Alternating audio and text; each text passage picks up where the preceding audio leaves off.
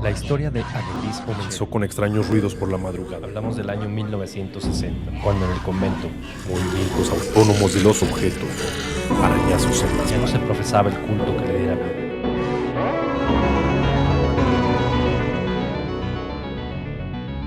Hablemos de terror.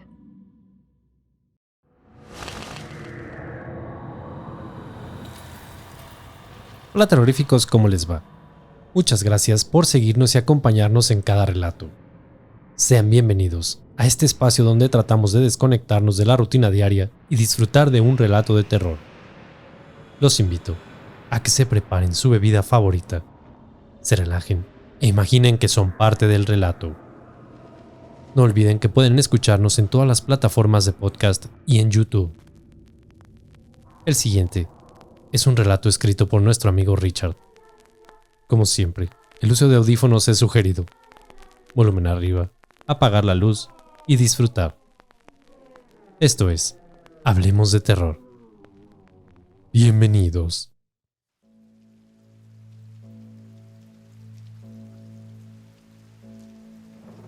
Es la sugestión capaz de persuadir nuestras mentes y transformar una simple idea en realidad.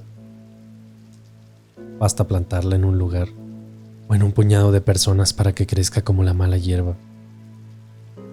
Pero ¿qué sucede cuando esa idea tiene forma?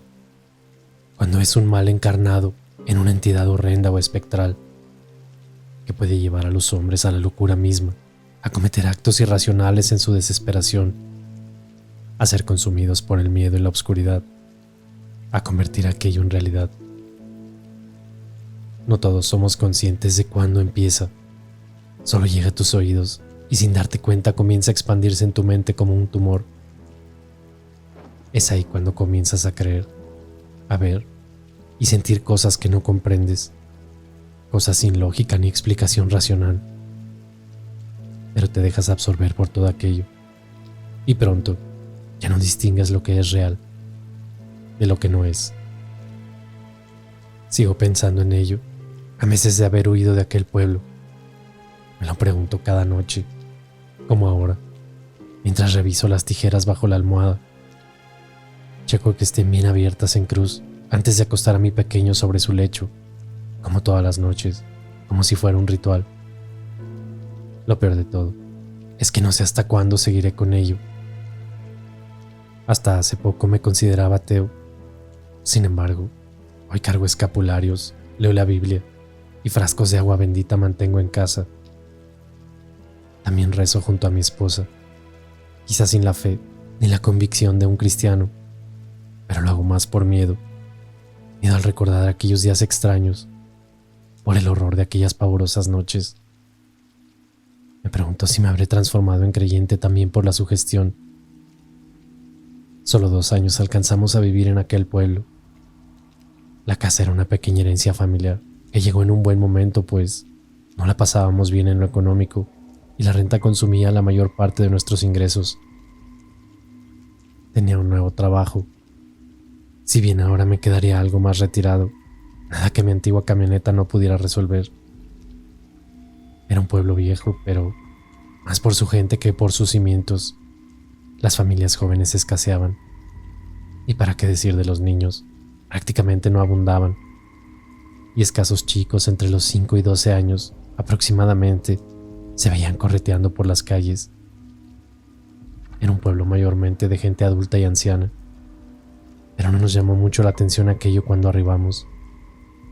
Austero completamente, pero muy tranquilo, donde poco y nada interesante ocurría por sus calles, y la única vez que se reunía la gente o se veían multitudes en las calles eran los domingos en la iglesia o los viernes, cuando se ponía el mercado en la avenida principal. El primer año nos costó adaptarnos al lugar, a las distancias que recorríamos para llegar a la ciudad, al tiempo que nos tomaba visitar a nuestros familiares o realizar algunos trámites, al no tener mucho panorama. Pero aquello fue perfecto para acercarnos como matrimonio, a pasar más tiempo juntos y más momentos de tranquilidad. Lo que pronto trajo consigo una buena noticia: íbamos a ser padres. Romina no lo podía creer. Hace mucho lo intentábamos sin resultados, y nuestra felicidad fue inmensa. Con el paso de los meses, todo era miel sobre hojuelas. Mi nuevo trabajo iba de maravillas y la llegada de Ismael nos cambiaría plenamente la vida. Con inmensa alegría, en su semana 18 nos enteramos de que sería un hermoso varón. Era tal nuestra felicidad que no notamos cuando las cosas cambiaron, cuando la gente cambió, cuando comenzaron a mirarnos diferente, y con ello llegaron los tiempos extraños. Ahora recuerdo con más detalles aquel día que llegué a casa con la cuna armable para Ismael. En aquel momento, no presté atención a las miradas furtivas de los vecinos, quienes salieron a observar aquello como si fuese un gran acontecimiento para el pueblo. Y sí que lo era, pues habían pasado muchísimos años desde que una mujer diera luz, sobre todo en este lugar. Y la razón no era precisamente la escasez de mujeres fértiles, sino otras mucho más siniestras e inquietantes. Cuando el vientre de Romina dejó a la vista su embarazo, la gente comenzó a mirarla en demasía. Parecían conmocionados con el hecho de que luego de tantos años un bebé llegaría al pueblo, acaparando las miradas cada vez que salía de compras o hasta en el propio umbral de casa. En principio nos pareció curioso, pero con el correr de los meses, las mismas miradas comenzaron a ser inquietantes, de preocupación en la gente. Algo no andaba bien. Era como un ambiente de malestar o no sabía cómo describirlo en aquel momento, y que a prontas del parto se hizo aún más evidente y persistente. Luego sabríamos la razón de aquello. No éramos de muchos amigos, pero siempre cordiales con todo el mundo. Nuestras relaciones más cercanas eran con don Jacinto y su esposa Ana María, nuestros amables vecinos, y con doña Sofía, una anciana encantadora quien nos dio la bienvenida aquel día que llegamos, trayendo un enorme pastel a nuestra puerta. Tenía una hija ya mayor, Fabiola creo era su nombre, madre de dos chicos revoltosos de unos 8 y 11 años respectivamente, que vivían junto a ella. Fue a ellos a quienes recurrimos cuando todo se tornó extraño, cuando necesitábamos respuestas del comportamiento de la gente hacia nosotros. Aquella tarde de preguntas, don Jacinto nos invitó amablemente a beber café que preparó su esposa, con unos panecillos deliciosos. Con ello nos dio a entender que se venía una larga charla respecto a nuestras dudas, así que nos convidó a pasar. La reunión en un comienzo fue amena, pero cuando fuimos directo al grano, con preguntas, el rostro de ambos se descompuso. Su esposa volteó directo a la cocina, a limpiar los trastes, como evadiendo la situación, dejando en manos de don Jacinto la responsabilidad de traer a nuestros oídos las inquietantes historias que escondía este lugar. ¿Creen en brujas?, partió con la escalofriante pregunta, mientras observaba con ojos de preocupación a Romina, y su vientre ya casi a punto de reventar. Nos miramos confusos, y Romina esbozó una sonrisa nerviosa, como queriendo aguantar una risa mayor ante la incredulidad de la pregunta. ¿Se refiere a brujas vestidas de negro? ¿Hechiceras que viajan en escobas haciendo maleficios? Respondí con otra pregunta, con algo de ironía en mis palabras, pero a la vez confundido. No, mi estimado, hablo de brujas mucho más malvadas y siniestras, demoníacas, de brujas que chupan recién nacidos y niños hasta absorberles toda su sangre.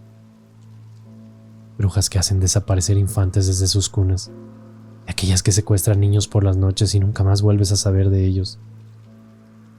Tragué saliva y un escalofrío recorrió mi cuerpo. Creo que Romina sintió lo mismo y llevó sus manos al vientre en un reflejo de protección innato. Nos miramos aterrados, pues la seguridad con la que hablaba el hombre daba cuenta de la seriedad del asunto. Luego de un silencio incómodo, prosiguió. Fue una mañana gélida de octubre, cuando gritos desesperados levantaron al pueblo. Eran muy al alba y provenían de la casa de los Molina. Su casa estaba a unas cuadras de acá. Sin embargo, eran tan desgarradores aquellos gritos que no hubo rincón en el pueblo donde no se escucharan. En solo unos instantes el gentío se apiñaba en las afueras para encontrarse con la espantosa noticia de que su hijo de tan solo meses de vida había fallecido.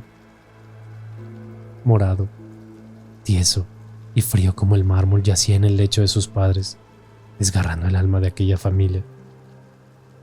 Sentado en las afueras desconsolado, aquel padre se agarraba la cabeza negando la fatalidad que caía sobre ellos, sumido en un mar de lágrimas, pero también descontrolado, enloquecido, lanzando frases en murmullos de cosas inverosímiles y escalofriantes que pronto alzaría la voz para los oídos del gentío. Ella, aún más desconsolada, parecía culpar al hombre por la muerte del infante, vociferando que lo había aplastado con su cuerpo durante la noche sin darse cuenta, que lo había asfixiado involuntariamente. Todo, al parecer, había sido una horrible desgracia involuntaria. Pero él se defendió de aquellas acusaciones. Fue una bruja. Una bruja mató a nuestro bebé. Era lo que gritaba entre lágrimas y aseguraba aquel padre ante el espanto de los presentes. Por aquel entonces, infames accidentes de este tipo eran más comunes de lo que se pensaba. Muertes de infantes por asfixia, aplastados por sus propios padres, eran parte del término conocido como niños púrpuras o muerte de cuna. Y digo parte de, pues también había otras causas y factores como enfermedades respiratorias, dormir boca abajo, sobre superficies muy blandas que bloqueaban las vías respiratorias de los bebés, o simplemente infantes muy prematuros. Pero también había otra causa, una que nadie querría reconocer, y mucho menos hablar, una que traía miedos inconmensurables en las personas. Brujas, así es, tal cual lo escuchan. Brujas, o más bien una. Alguien plantó la idea de que una abominable bruja vivía en los cerros y que bajaba cada cierto tiempo a devorar recién nacidos, que les succionaba la sangre por sus molleras y muslos hasta quitarles la vida. Poco antes del invierno, se decía que sacaba a los pequeños de sus hogares y los llevaba a su caverna para tener comida durante los largos meses fríos en que se resguardaba. Se habló de pequeños restos humanos encontrados cerca de las colinas y por el valle, y pronto ya no eran solo infantes. Cuando un niño desaparecía de algún pueblo, era la bruja. Cuando inquietos no conciliaban el sueño por las noches o lloraban en demasía, era la bruja que rondaba su lecho. Hasta la fiebre o enfermedades que padecían se le culpaban a este ser. La ignorancia también ayudó a que la idea fuera creciendo como hierba insana, como algo tan real que no necesitabas verlo para temerle. Tanto aquella bruja fue una realidad. Alguien luego dijo haberla visto sobre los árboles, otros sobre los techos, buscando niños para devorar. En poco tiempo la histeria colectiva se desató y la mayoría afirmaba haberla visto de alguna forma u otra, en una silueta deambulando por las noches, en una luz extraña sobre las colinas. Una sombra fuera de sus casas bastaba, tan solo oír ruidos extraños para creer que era ella. Hubo extrañas muertes de niños durante la siguiente década. También algunos recién nacidos prematuros perecieron en sus cunas. Hubo desapariciones y en algunos casos volvían sanos y salvos. En otros nunca más se supo de ellos. Todo aquello se enraizó en estas tierras, y desde entonces la bruja existe y todos le temen. Desde entonces muchos jóvenes familias se van. Las que se quedan protegen a sus hijos bautizándolos apenas nacen, cubriendo sus techos y casas con sal, rociando agua bendita, con tijeras abiertas bajo sus camas, y cuanto ritual exista para espantarla. Todo esto ha sumido al pueblo en decadencia año tras año. Ya nadie quiso tener más hijos por miedo, y los que deciden hacerlo se van de este lugar casi obligados. Los que se quedaron buscaron la manera de sobrevivir y protegerse, y así fue como este pueblo se hizo viejo. Muchas décadas han pasado desde entonces, y de que mi abuelo trajo esta historia a mis oídos. He visto con ojos propios desde entonces partir a muchas jóvenes familias, también cosas inexplicables, y muerte que trae cada cierto tiempo la psicosis al pueblo. La gente enloquece cuando alguien menciona la palabra bruja, cuando un niño enfermaba o se perdía en el bosque haciendo travesuras y llegaba tarde a su casa. ¿Para qué decir cuando fallecía algún menor? La última vez que el pueblo cayó en histeria colectiva y el miedo se apoderó de la gente fue exactamente hace 5 años, cuando una joven dio a luz a una hermosa niña. El parto fue en su casa, con un médico particular, y los llantos de la recién nacida no solo daban cuenta de una nueva vida en este mundo, sino también avivaba los miedos de la gente, que pronto comenzó a hablar de que aquellos llantos también llegaron a oídos de la bruja, que podía ya oler carne fresca de aquella bebé, que incluso de mucho antes olfateaba la criatura en el vientre de su madre. No faltó quien dijo haberla visto, ya con tiempo acechando aquel hogar. Desde el nacimiento las noches se hicieron insoportables. Dormíamos a saltos, pues no faltaba quien alertara de haber visto algo extraño o afirmaba ver a la bruja sobre los techos. Aquella familia angustiada y atemorizada pronto se encerró bajo 7 llaves por las noches. Algo extraño había en el ambiente, algo de verdad había en todo aquello. Los animales estaban constantemente inquietos, sobre todo por las noches en donde los perros no paraban de ladrar. Nadie tiene certeza de qué ocurrió en esa casa. Lo cierto es que una mañana huyeron con lo opuesto. Pensamos que con ello las cosas se calmarían y la bruja dejaría de acechar al pueblo. Pero vino una tragedia peor. 2 días después, desaparecía Aurelio, quien trabajaba en un sembradío cercano. Por lo general, Aurelio llegaba bien entrada la noche.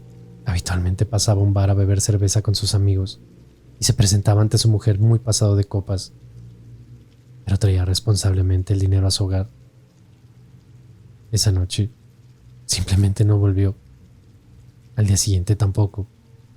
Y fue al tercer día cuando salimos en su búsqueda que encontramos su cuerpo mutilado en el valle.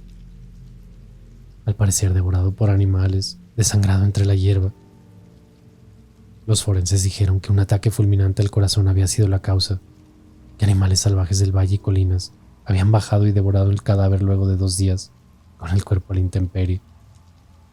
Pero todos acá sabemos que no los hay, al menos no de aquellos que pudieran haber devorado el cadáver de forma tan espantosa.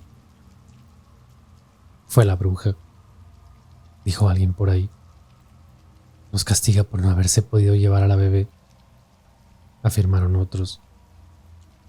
Fue así como creció el rumor por todos lados, incluso en pueblos aledaños, y ya pronto todos buscaban protección en sus casas de muchas formas. Hubo quienes se refugiaron por aquellas noches en la iglesia, y durante el día le exigían al padre bautizarlos nuevamente ante la incertidumbre de si pequeños lo habían hecho. Atemorizados ante la idea de ser víctimas de la bruja, como lo fue el pobre Aurelio.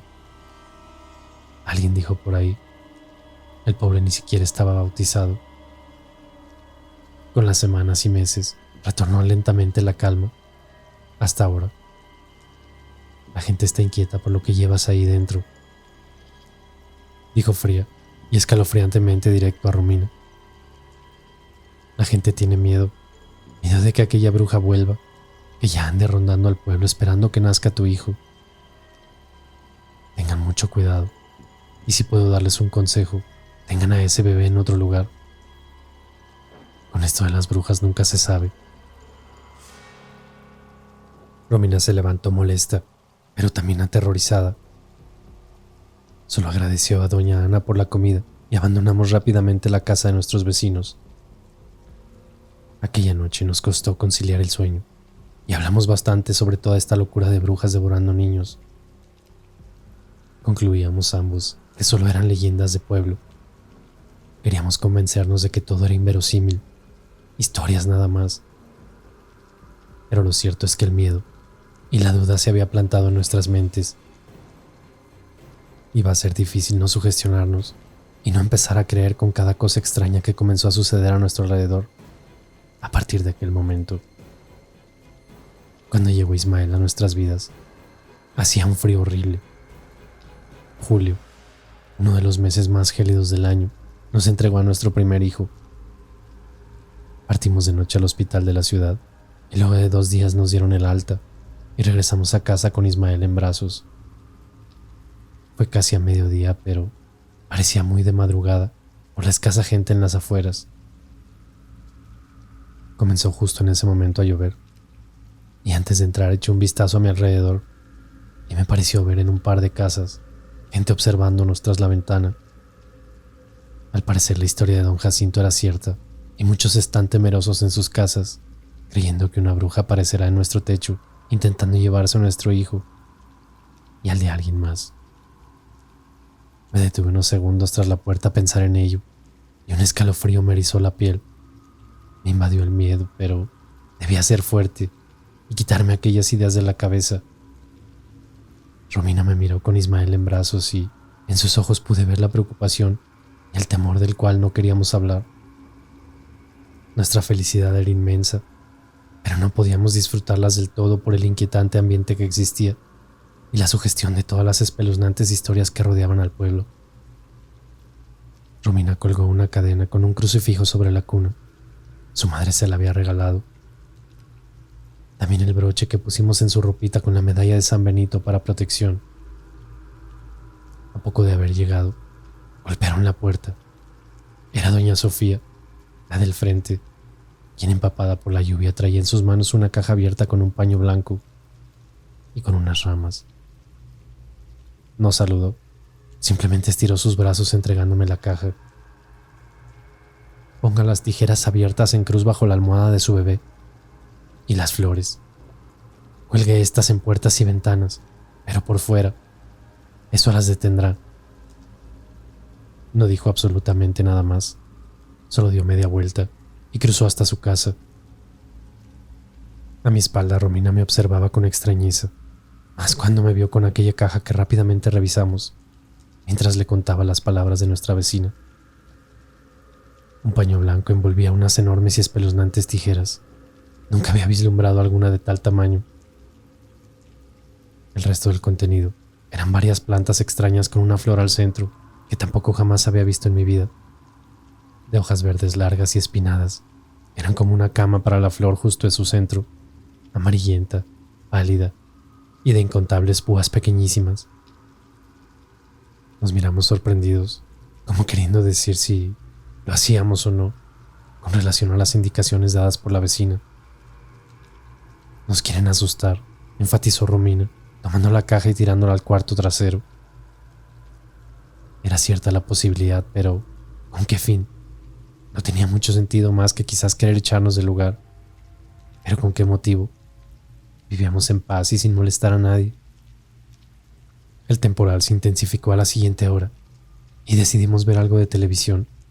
Aún era temprano y Romina preparó algo de comer.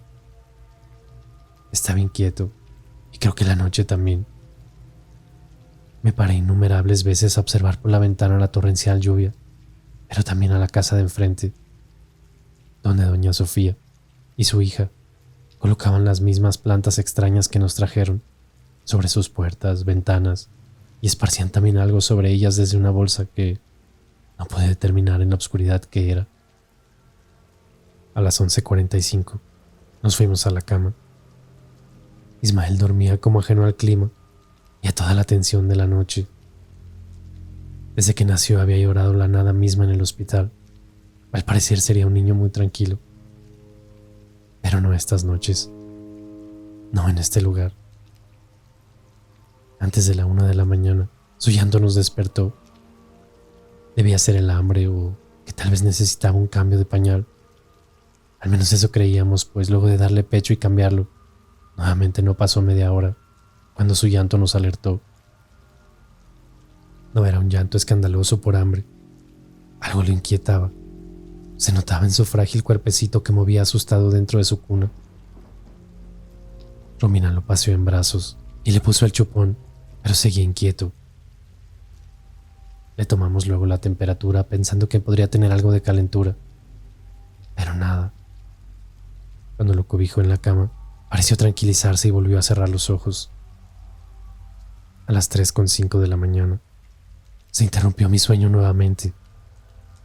Esta vez no era Ismael la razón, sino el ladrido incesante de perros por todos los rincones del pueblo. Algo no andaba bien. La lluvia había cesado y el silencio era abrumador. Solo los ladridos rompían la quietud. Me levanté sigiloso y observé por la ventana de la habitación que daba hacia la casa de don Jacinto, quien tenía una bombilla encendida, pero que poco o tal vez nada alumbraba el extenso antejardín. Ismael dormía en su cuna tranquilamente. Lo arropé, pues había tirado la ropa de cama con sus patitas. Luego caminé hacia la cocina, bebí un vaso de agua y miré por la ventana principal, teniendo un mejor panorama de allá afuera. Era atemorizante la noche, gélida e inquietante, y más lo fue cuando ruidos extraños comenzaron sobre el techo. Pensé que había comenzado a llover nuevamente, pero no. Fue ahí cuando el miedo y la sugestión se apoderaron de mí y comencé extrañamente a temblar. No sé si del frío reinante o del horror ante la posibilidad de que una bruja estuviera sobre la casa. Me devolví rápido a la habitación y al entrar, una sombra oscura tras la ventana se movió en cosas de segundos para desaparecer. Tengo dudas de lo que mis ojos vieron. Me pareció una silueta humanoide, pero temo que la sugestión esté causando estragos en mí. Por unos segundos me petrifiqué, pero luego instintivamente caminé sobre Ismael, quien extrañamente estaba con sus ojitos abiertos, moviendo sus manitas y pies, intranquilo, quejándose sutilmente como justo antes de largar un llanto. Lo tomé en brazos mientras observaba nuevamente tras la cortina. El perro de al lado comenzó a ladrar con más intensidad, y lo hacía a nuestra casa, lo que me llenó aún más de pavor. Desperté a Romina con poca sutileza y se asustó al verme con Ismael en brazos. «Hay alguien afuera», le dije sin titubear, lo que la horrorizó quitándome rápidamente a Ismael de los brazos, cobijándose en la cama junto a él y mirándome con ojos de no comprender la situación, extrañada con mi actuar a las 3 de la mañana. Luego comenzó a hablar, pero no puse atención a sus palabras. Mis sentidos estaban hacia lo que ocurría afuera, y la hice callar llevando mi dedo índice a la boca, mientras mis globos oculares escaneaban hacia el techo. «Shh. ¿La sientes? Anda sobre el techo», le dije, pero luego pensé en mis palabras y caí en cuenta de que estaba haciendo alusión a ella, a la bruja, sin siquiera estar consciente de que realmente lo fuera y de lo que salía de mi boca.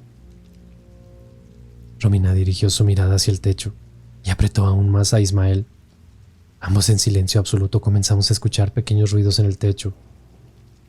Por momentos cesaban, pero en otros eran más evidentes. Y fue casi durante una hora que, aterrados sobre la cama, abrazamos a nuestro hijo hasta que acabaron por fin. Luego nos venció el sueño. Ismael nos despertó muy de madrugada con su llanto. Era hora de su comida y de cambiarle el pañal. Somnolientos iniciamos el día y obviamente preocupados por lo sucedido durante la noche, conversando al desayuno de aquello y llegando a la conclusión de que estábamos demasiado sugestionados con todo esto, que nos habían metido en la cabeza escalofriantes historias de brujas y que tal vez lo de anoche no era nada, tal vez un gato o algún pájaro, sombras proyectadas por el viento y los árboles. Podrían ser muchas cosas, pero al fin de cuentas concluimos en que era mejor irnos algunos días de este lugar, y la casa de mi suegra nos recibía a brazos abiertos con su nieto. Faltaba poco para el fin de semana, así que esperaríamos al sábado por la mañana para irnos unas semanas y disfrutar de nuestra alegría de ser padres. Aquel jueves llegué como de costumbre alrededor de las 7 de la noche. Cuando entré, Romina esperaba ansiosa mi llegada. Lo noté en su mirada. Algo no andaba bien o había ocurrido durante el día. Sus piernas las hacía temblar en una especie de tic nervioso. Pensé de inmediato en Ismael, pero gracias a Dios dormía ingenua a todo esto en su cuna. Que tenía a Romina en ese estado. Pronto me lo confesaría. Fue al salir de compras, o mejor dicho al regresar, cuando se topó con la hija de doña Sofía, quien la abordó en plena calle asustada, con la impresión de que le esperaba o andaba en su búsqueda para hablarle. Lo que le dijo simplemente la descompuso y la aterró.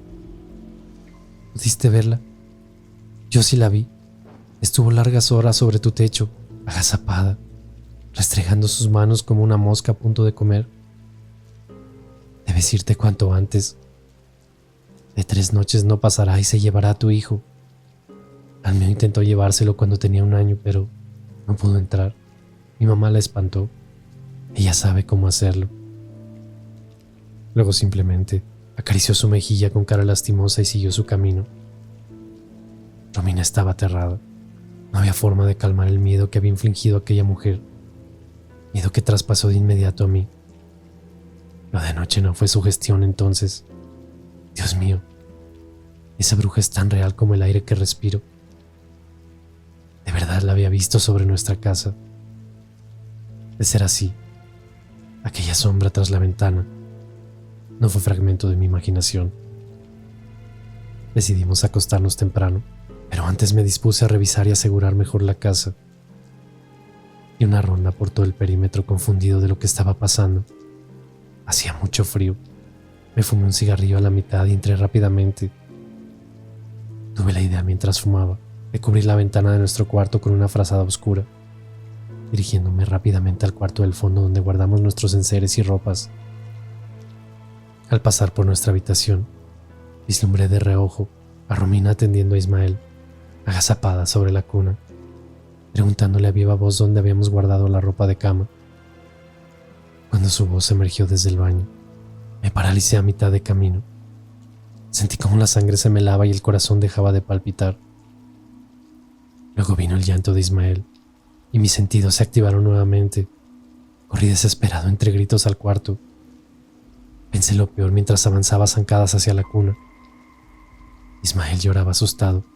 Podía ver el miedo en sus ojitos con tan solo días de vida. Su ropita estaba manchada de tierra, lodo y de manchas asquientas, como si manos sucias lo hubieran cogido. Romina llegó detrás, igual de espantada, y juntos abrazamos a Ismael sin entender nada. Luego la puse al corriente de mi espeluznante visión. ¿Qué era eso que se agazapó sobre nuestro hijo? Aquella masa incorpórea que desapareció de la nada era la bruja. ¿Cómo diablos había entrado a casa? Mi cabeza iba a estallar de la confusión y también mi corazón de miedo. El cuarto era grande y lo inspeccioné por todos sus rincones partiendo por la ventana. Estaba bien cerrada. Imposible que hubiese huido por ahí. El armario, las paredes e incluso el piso, si es que estuviese alguna tabla suelta. Todo era confuso. Tal vez estoy enloqueciendo y alucinando, pero la suciedad en la ropa de Ismael era real. Romina también la veía y la olía. Un pútrido aroma había en el aire. Con el miedo, solo nos dimos cuenta minutos más tarde que era el mismo hedor que se impregnó en la ropa de Ismael. Esa bruja olía a rancio, a putrefacción, a muerte. Entre nuestras cosas teníamos una cama adicional pequeña que no habíamos armado. Sacamos su colchón y lo instalamos en el cuarto de enfrente. Era pequeño y no tenía ventana, suficiente para que Romina e Ismael pasaran la noche en resguardo del exterior, y mañana temprano nos iríamos donde mi suegra. Ya no podíamos permanecer en este lugar. Me quedé en la habitación principal, por si aquel espectro volvía. Alguien debía protegerlos y estar alerta, así que bebí mucho café para evitar el sueño. Y me llevé la televisión para mantener mi mente ocupada. Los dejé en el cuarto, indicando a Romina que echara llave y que no abriera por nada del mundo. No importara lo que escuchara, no importara lo que estuviera sucediendo afuera, al menos no hasta que yo estuviera tras la puerta y le diera seguridad. A las 12:50 fui por el último café. Por momentos me vencía el sueño y cabeceaba sentado en la cama. Fui al baño en 2 oportunidades luego de mi última taza, a mojarme la cara y mantenerme algo despierto. Luego no supe cuándo me venció el sueño, hasta que desperté por extraños ruidos en el techo. La tele estaba con estática. La programación había culminado, por lo que debía ser tarde. La apagué y dejé solo la luz de la lámpara sobre el buró. Era de aquellas que con una perilla controlabas la intensidad. No quería pasar la noche a oscuras, no con una bruja allá afuera rondando. Me acomodé de lado. Creí conveniente dormir un par de horas para no manejar en tan malas condiciones al amanecer. Una parte de mí no quería dormir. Quería mantenerme alerta, así que por momentos reaccionaba. Dormitando, volvieron los ruidos aquellos. Al principio eran como ratas escarbando la madera o las paredes, casi imperceptibles, hasta que un ruido algo más estruendoso de las maderas me hizo abrir los ojos del todo. Quedé inmóvil intentando descubrir de dónde provenía o si lo estaba soñando. Observé hacia la ventana y luego extrañamente mis ojos se posicionaron sobre la pantalla del televisor que había aposentado justo sobre aquel lado de la cama. En el reflejo veía mi cuerpo recostado en tonos sombríos y también parte del buró y el resto del cuarto a mis espaldas. Fue ahí cuando la vi, en un rincón del techo del cuarto, tras el reflejo del televisor. Al principio fue como una mancha oscura parte del cuarto o del juego de sombras que brindaba la luz tenue y la noche. Pero cuando la mancha se movió, en la pantalla, supe que aquello no era parte de la habitación. Me congelé al instante mientras mis ojos se acomodaban a la pantalla solo para ratificar que aquello era algo humanoide. Se movía lento, justo en la esquina de la pared y el techo, a mis espaldas.